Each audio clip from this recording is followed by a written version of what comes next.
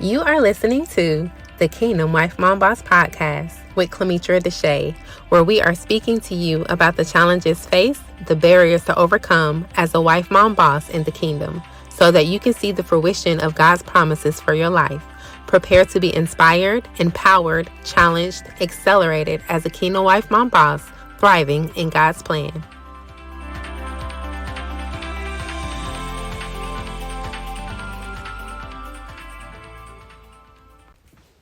Hey, Kingdom Wife Mom Boss. Welcome to another episode of the Kingdom Wife Mom Boss podcast. I want to thank you for inviting me into your space week after week as we connect and talk about everything Kingdom Wife Mom Boss, all that entails and all that deals with in life. Thank you so much. I appreciate you, and I'm so glad that you're joining me on today. This episode is a special episode for me. I am going to dedicate this episode to my mother, who passed away a year ago on February 13th. My mother was my rock. My mother was so instrumental in my life and in my children's life. And it has been a roller coaster of a year without her. If you are a Kingdom Wife Mom Boss out here and you have lost your mother, then this episode is just for you as well. I'm sending you love, I'm sending you peace, and I am with you at heart because I do understand how hard it is to just continue to go on without a person that was so just such an influence in your life and such a leader and had such great connection. And so speaking of, Mom always went on all the trips with us. She always went everywhere that we went, especially our summer trips. And we always usually let the kids pick the summer trip, but I feel like they always pick the same place. They always want to go to Orlando, which is right here. I mean, it's only like 5.5 hours away from where I live, but they want to go to Orlando, they want to go to the water parks, they want to go to the amusement parks, and I'm like, oh my God, don't y'all want to go somewhere else? And they're like, no, they want to go there. So I'm curious, where do you guys usually go for your summer trip? I am looking to possibly do something different this year. We did go back to Orlando last year after Mom passed away, and it was way different because Mom wasn't there, but it was still a good time and something that we could take as a remembrance of my mom being there with us and how she was always having a good time with us. So let me know in the comments your summer trip ideas. Where do you normally go? And what is it that you normally do? All right, so let's go ahead and jump in today's conversation. And so a word that has been for me consistently this year is expectation. Every time I'm turning around, God is reminding me to do it, but to do it with an expectation of success in return. I had a coach who told me that I needed to do what I was doing, but I needed to do it with more expectation. And so when I started this podcast, I don't know if you guys heard the very, very first episode. I didn't put it in a season. It was just 3 random episodes. That was before season 1. And so when I started it, it was just a random time on my birthday. And I decided in that moment, I was like, if I don't do this right now, I'm not going to do it. I had been talking about starting a podcast for a really long time. I knew that was something that God was calling me to do, but I kept putting it off and kept putting it off because I felt like I didn't have everything put together and tied up in a bow. But in that moment, that day, I was like, okay, just start the podcast. Just do it. And so I did it.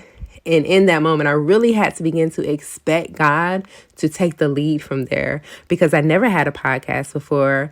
I didn't have a complete picture of what it is that I needed to do. And if you've ever heard me talk about how I feel like God is the puzzle master, He gives us piece by piece of the puzzle. And sometimes we don't see the whole picture until he's given us all the pieces. But I call him the puzzle master for that. And so I had to just trust him to lead me on this, to figure out what it was that he wanted me to do, and how he wanted the podcast to be, because the podcast is for the glory of God. And so, of course, I invite him into my space and into my planning to instruct me on what my podcast should look like for him and for his glory.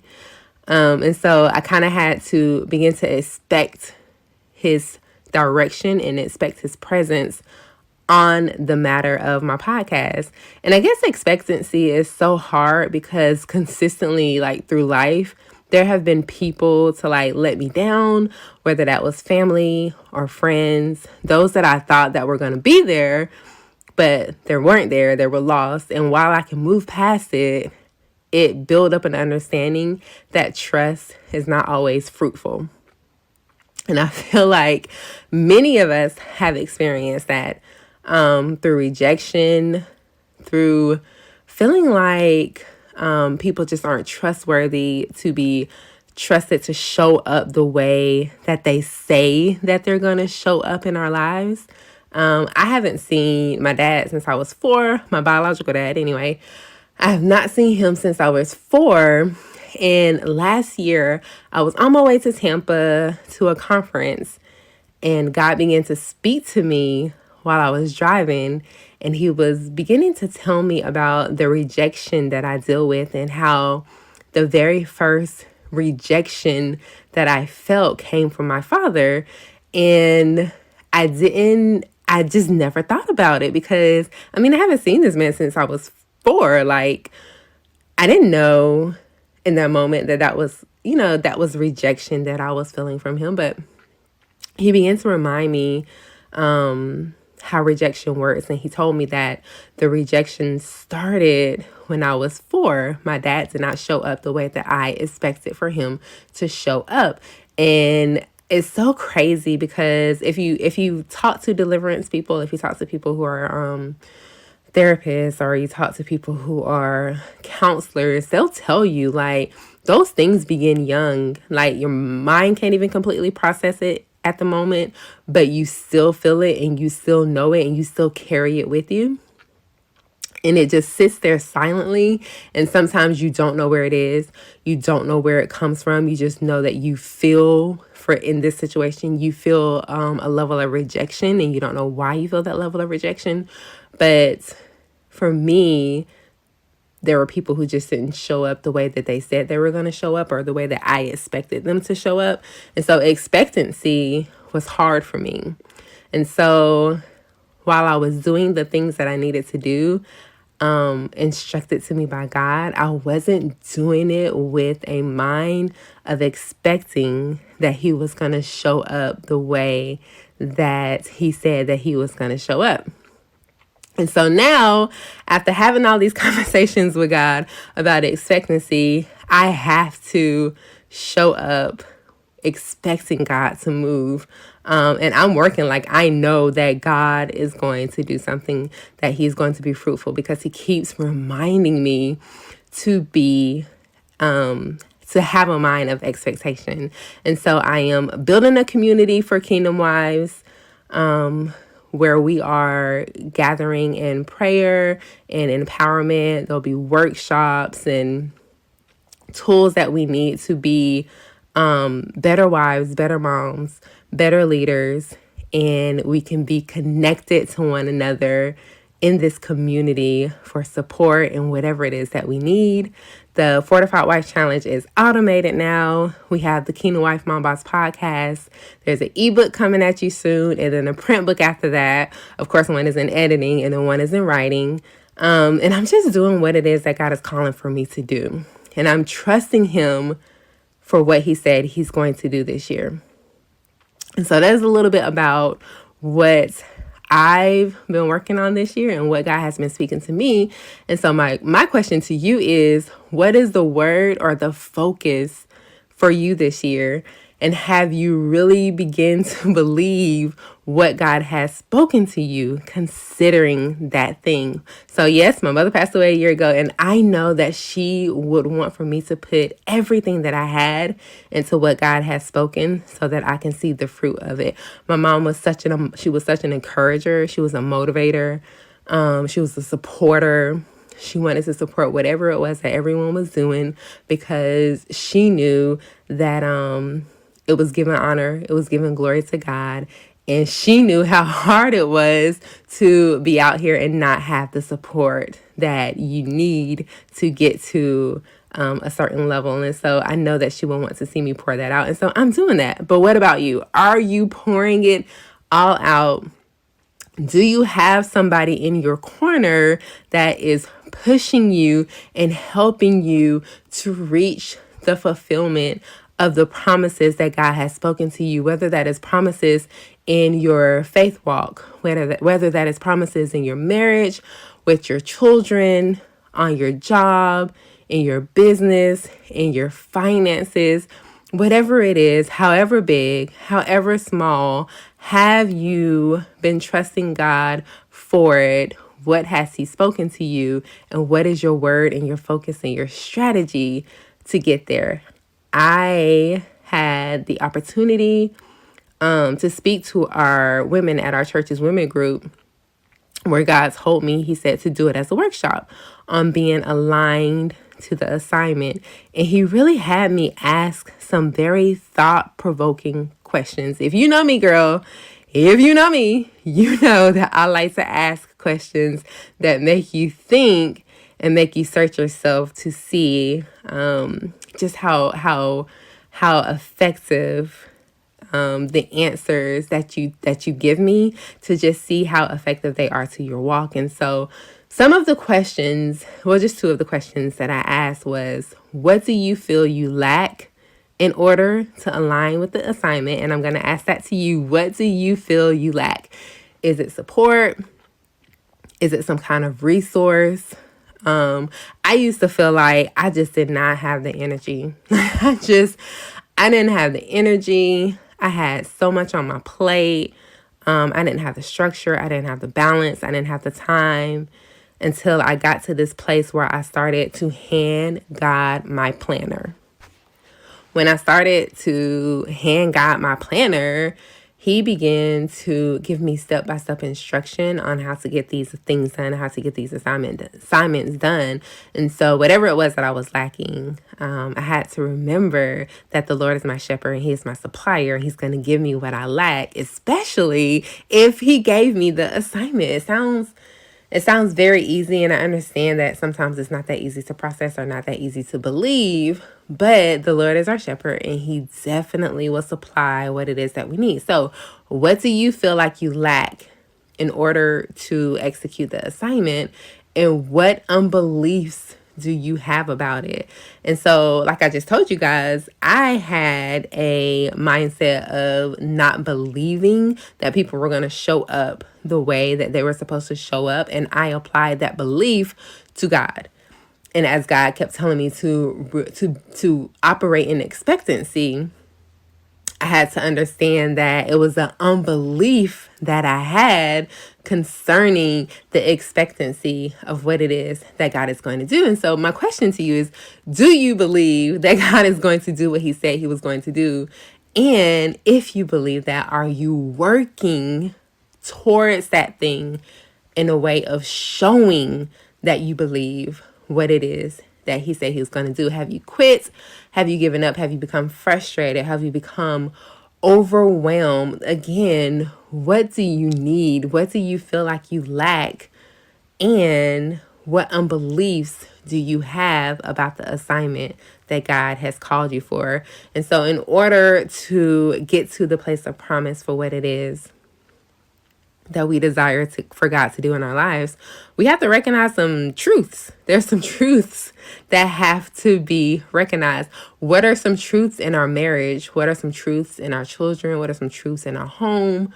What are those truths? Are the truths that we haven't been able to balance the housework like we needed to? Our sex life has gone down the toilet because the desire isn't there. Can I just tell you, when the desire is not in the bedroom, a lot of the times we're dealing with it can be so many things. It can be a lack of balance, it can be just being exhausted, it can be a lack of intimacy, it can be so many things.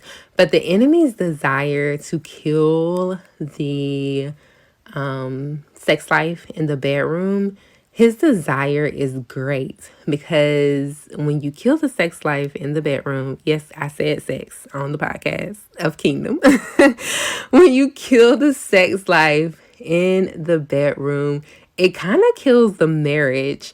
It kills the connection. It kills the consummating consistently in the marriage. Like, it kills it kills part of the covenant in the kingdom marriage. And so, are you lacking in your sex life in the bedroom? Are you lacking in balance when it comes to putting everything together? Are you lacking in energy? Are you lacking in wisdom concerning your leadership? Are you lacking in going deeper in God when it comes to being kingdom? What is it that you lack? There's some truths that have to be recognized whenever we are operating in expectation of who God is and how God wants to show up in our lives as a kingdom wife, mom, boss. So those are your questions for today. What are you lacking? And what are you not believing God for concerning the thing that He has spoken to you?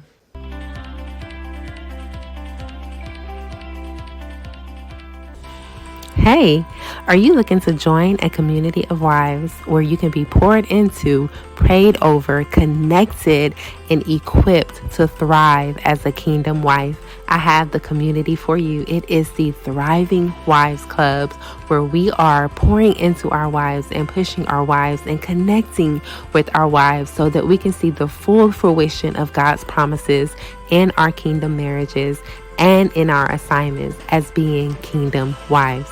Go over to www.clemetradashie.com and sign up. See you in there.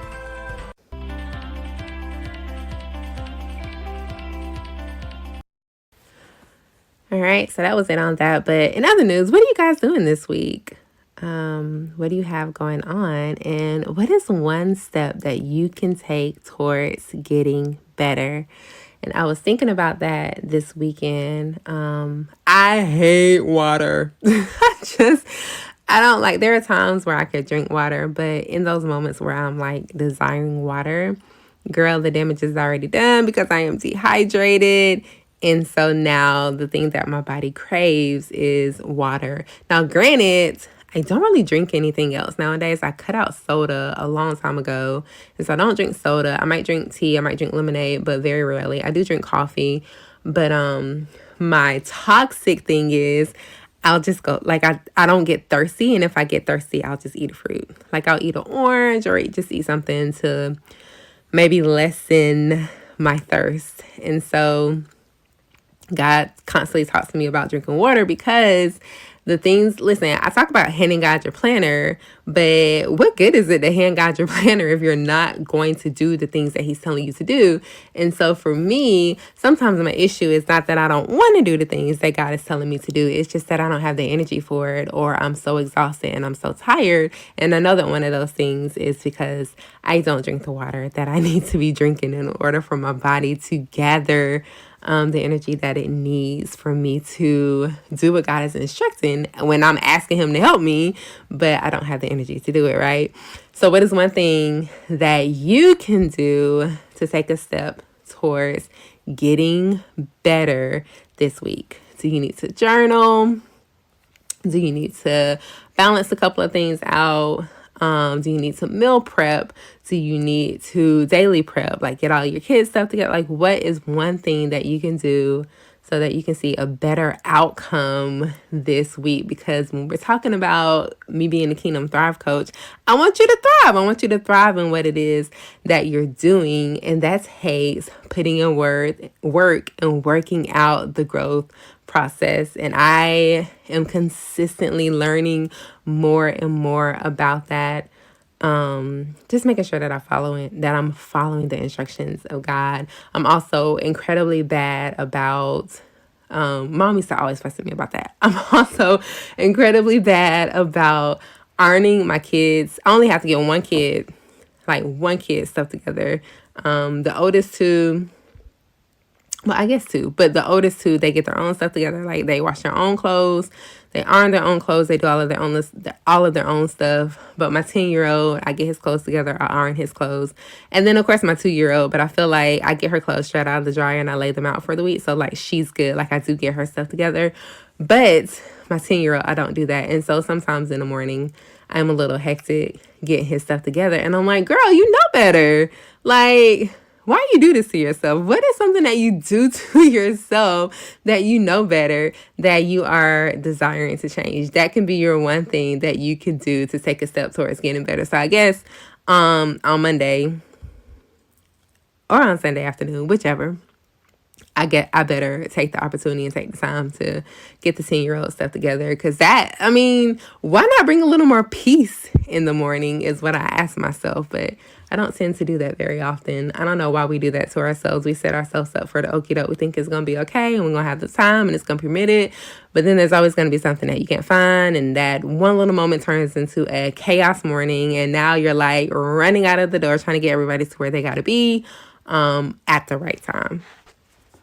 But here's one thing that I am assigning you to do this week. I want you to fully embrace who you are, what God has called for you to do. And that doesn't have to be anything major. It doesn't have to be platform major. It doesn't have to be announcement worthy or major. If you are just a kingdom wife, embrace it. If you are just a mother, embrace it. If you are just in leadership, if you are just kingdom, whatever it is, I want you to fully embrace what it is that God is calling you to do in this season and how he is speaking to you. And I want you to just ask him to teach you how to feel comfortable with that and to help your unbelief concerning what he's speaking to you and to acknowledge what it is that you feel like you lack in order to be the best that you can possibly be at that thing. I want you to embrace it. I want you to walk in it, and I want you to thrive in it. All right. Thank you so much for joining me on today. And please come back next week as we are, who's our special guest next week? Our special guest next week is Fee, and she's going to be chatting with us about love after divorce. I think it's going to be a great conversation. You do not want to miss it. All right. I'll catch you later.